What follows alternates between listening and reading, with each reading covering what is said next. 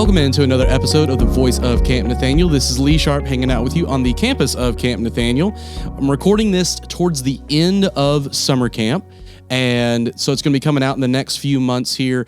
And I've pulled some of the summer missionaries, the summer staff that have come and have spent the past 2 months serving with us, and they've got a lot of cool stories. I've gotten a little bit about them, some of their where they're from, and then some of their camp stories, especially about kids who are giving their lives to Jesus, who are declaring Jesus as Lord.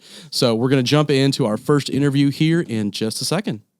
All right, I've got 2 more guests in the, I don't know what to call this, the studio, the recording room. It's the audio visual. It's the room in the back of the chapel with all of the electronics in it. Yes. And I have Joel and I have Damion hanging out with me here. And they have both been serving as summer missionaries. Hey guys, what's up? I was like, that's the cue. That's where you say hi. And so they have been serving as summer missionaries. Have y'all been here the whole summer? Yes. Yeah. The entire thing. Like you were here for the whole, like we've had people that came like for a few weeks and helped out, which is really helpful. But y'all have gotten the full picture. Yep. From 7 weeks. From grade schoolers to high schoolers, middle schoolers, family, like all of the ages. Oh yeah. The only week that I wasn't here, I was a camper. It was high school week. So a camper of high school week. Yep. We should get your perspective. All right. How was it as a camper during high school week? It was really fun, but was it weird switching from like I'm in charge of things to I just get to kind of enjoy it? Yeah. I honestly thought I wanted to just go back to being summer staff. It was a lot of fun, but it's definitely different. So, I do prefer summer staff. Oh, there you go. Mm-hmm. You know, we play into it all there. All right, I need a little bit of background info. So, where are y'all from? Damion, we'll start with you. You're already talking. Where are you from, Damion? I am actually from right here in Emelina. I live on campus. I'm right up the hill. He is one of the mission children. Yes. Yep. My family is full-time staff here at camp, so it's really, really cool. But it's also sad when everyone leaves and camp is silent. Camp is really empty. I'll say that. When I come into camp, like next week, after we're recording this right when summer camp is finishing up, and I'll come into work next week. I'll come in on Monday, and this place feels like a ghost town. It's like, where did everybody go? I know. Like, where there's been so much energy in people, and then it just goes down to zzz, and it's like nothing. It's kind of jarring. Yeah, I imagine so. I will walk down to the horse barn, and just there would be literally silence, and I'm like, this is so creepy. It's so sad. I know. You expect to run into people because you've been running into people for 2 solid months. Right. And then it goes to just be like, okay, well, there's like a handful of us here. And I mean, there's still work to get done because we have more ministries coming up. So I guess that's a plug for later ministries. When you're listening to this, get onto campnathaniel.org because there's more stuff that's going to be coming. So, so Damion, you're from here. All right, Joel, where are you from? So I live an hour and a half away in Bayville, Kentucky. Lived there for about 5 years.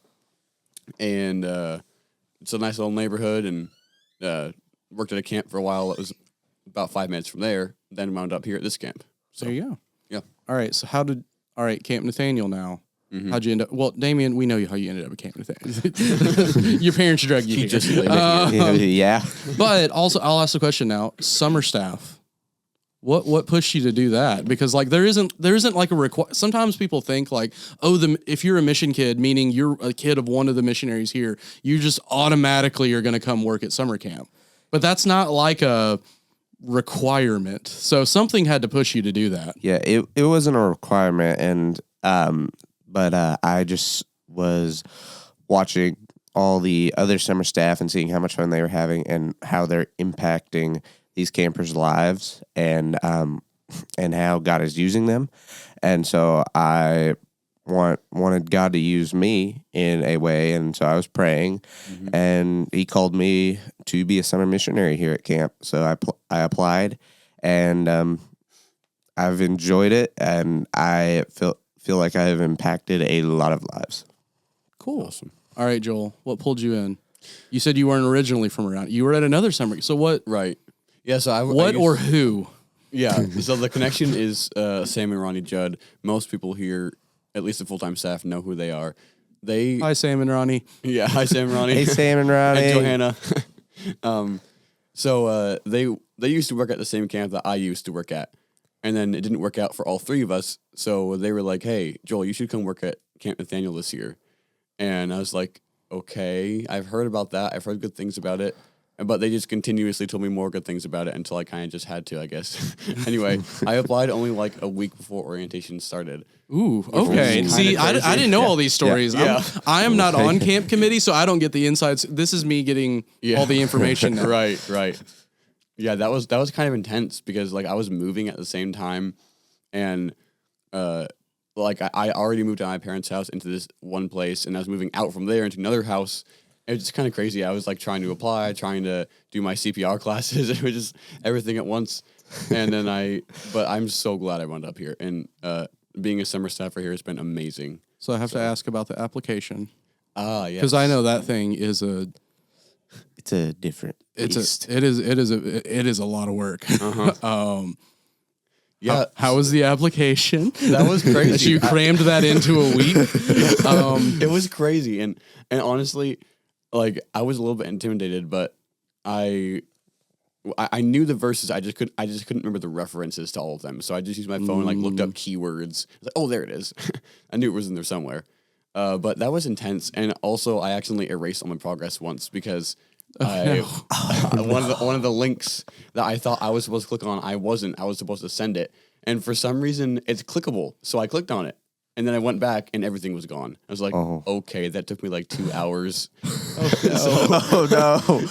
Thankfully, though, this is the one time when I'm thankful that the internet like auto saves what you do without your permission because it remembered all the references. So all I had to do was retype the long answers, which actually didn't take that long. The longest part was finding the Bible references. So it's like, oh, thank you for saving my info without permission, internet.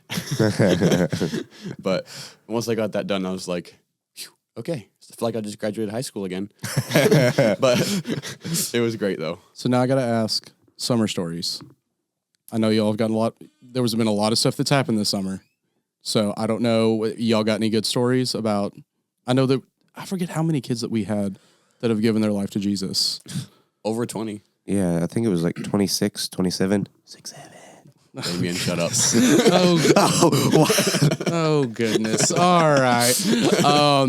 But for the kids that are coming here, we've had some decently filled up weeks. We've had 70 plus weeks basically all summer long.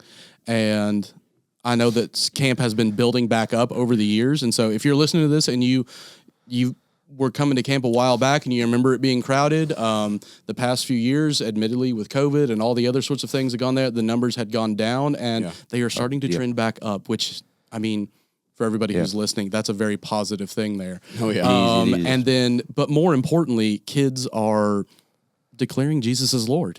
Yeah, that is amazing. And that for me means that's the whole point. Yeah.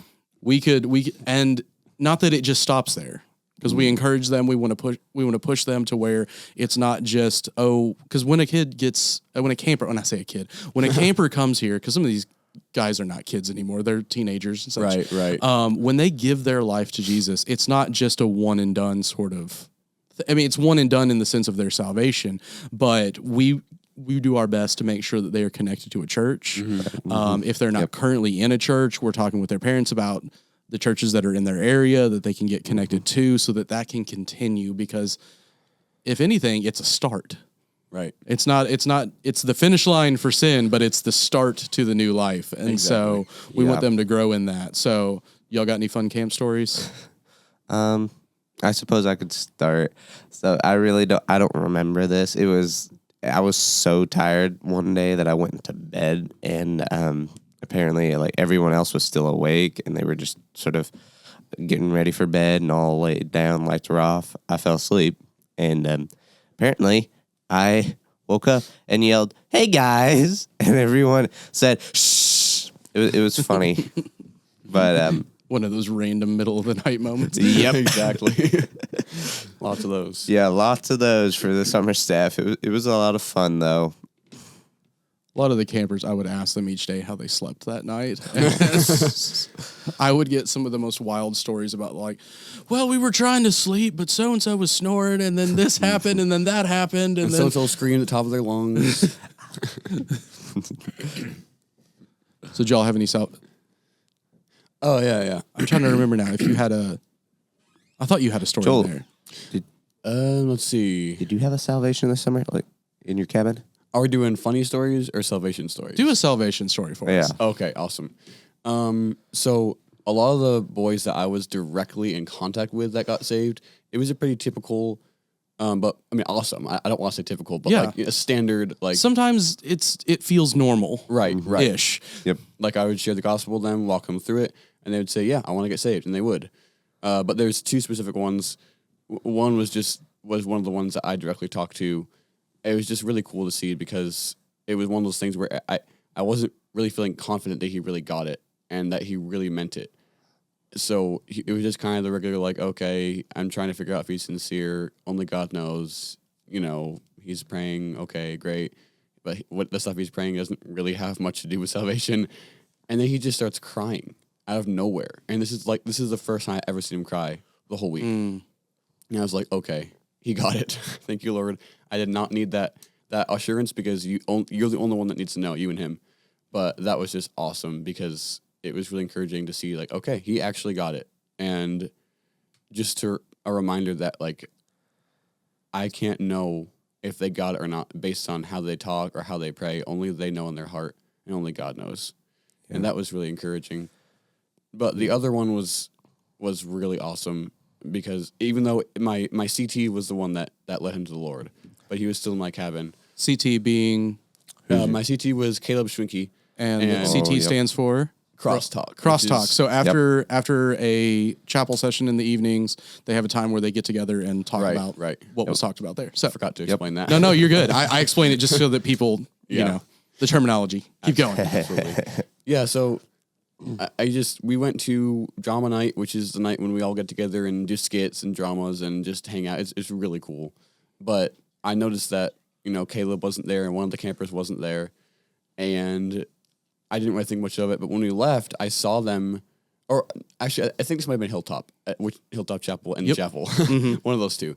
But anyway, we walked outside and I saw Caleb talking to this camper on the picnic table. And once again, I think God just uses tears a lot, honestly. This camper was just crying, just pouring out his heart to Caleb. And Caleb later said in a way that he'd never seen anyone do before. And this camper, like, you would not think he would cry ever. Like, he's just this, like, confident, kind of cocky, like, know-it-all, like, and honestly, like, he's got a lot going for him. He's got great plans. But he was just breaking down. And I found out later that he just poured out everything to Caleb and that he accepted Christ. And since then, it's been incredible to see him in church, to see him, like, excited to see me and stuff like that. And it's just one of those things that God just reminds me, like, there is no one out of my reach. I can save anyone that I want to, no matter how much that we silly humans think that they wouldn't accept him. There's no limits to God's power, and that was awesome. It's super encouraging to me, and I wound up just bawling my eyes out that night because I was just so thankful. It was amazing. All right, I got to end on that note there. That was really good. Here's my last. Okay, I'll have one goofy question for you. All right. Okay. Best food. Okay. Best food this week, because camp food's always a big deal. So yeah, it is. Yeah, it's really good. Do you have a favorite meal? I always immediately think of chicken sandwiches. I Same think that's here. kind of the notorious Camp Nathaniel meal. Yep. Not notorious. Famous. Famous. Yeah, not notorious. No, famous. Yeah, I think chicken sandwiches. I love their chicken sandwiches. It tastes like Chick-fil-A, but maybe even better. Yes, definitely better. All right, please don't come for us, Chick-fil-A. All right. All right, guys. Well, thank you all so much for hanging out. Yes, and we'll wrap up this episode of The Voice of Camp Nathaniel, and then we'll have a couple more guys for the next episode telling you about their experience here at summer camp. So, Damion, Joel, thank you both so much for serving this summer, for giving of your summer. We greatly appreciate it, and lives quite literally are changed. Yeah. So Awesome. Thank you all. Thank you. All right. See you. Bye. Thanks so much for listening to our interviews there with all of our summer missionaries. And looking past summer now, because we're into the fall, we've got a lot of fall activities that are going to be coming up. We've got our outdoor education program. So if you are a teacher in a local school, know that we have transformed camp into a field trip destination. I think we're going to be traveling all around the world and learning about the weather in all the different parts of the world. So if that's something that you want to get involved in, or maybe you want to volunteer for outdoor education, be able to contact us at Camp Nathaniel. You can get onto our website at campnathaniel.org or give a call to the office at 606-251-3231 and let us know that you're interested in coming. Maybe you're a homeschool group and you want to come, or you're a volunteer who's wanting to come spend some time with us. By all means, get involved, get plugged into those programs. These programs, we make them as fun as we can, but we know that when we get groups of people here, it makes it even more so. So if you can, get involved there, and we'll hang out with you again in a couple of weeks. We'll talk to you again on the Voice of Camp Nathaniel.